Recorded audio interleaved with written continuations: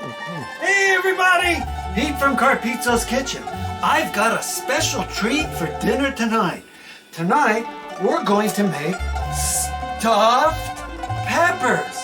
This is an international treat done in all different backgrounds.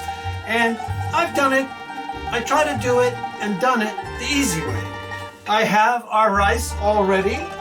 I've already browned off our meat and our filling. Okay, I'm going to give this a good mix like this.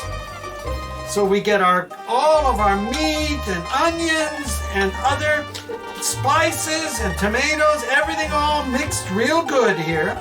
We've got it mixed real good, everything mixed.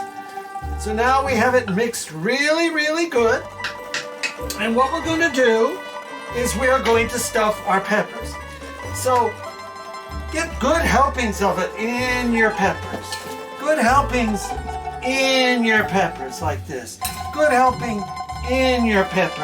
And kind of give it a little push in with the top of your spoon so you get it all in there. And there's a couple of things you could do at this point.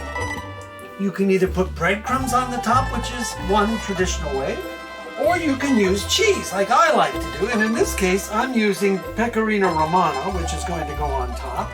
So this will get a nice, melted, delicious taste of cheese on top of our peppers. So there you have it. Stuffed bell peppers in the oven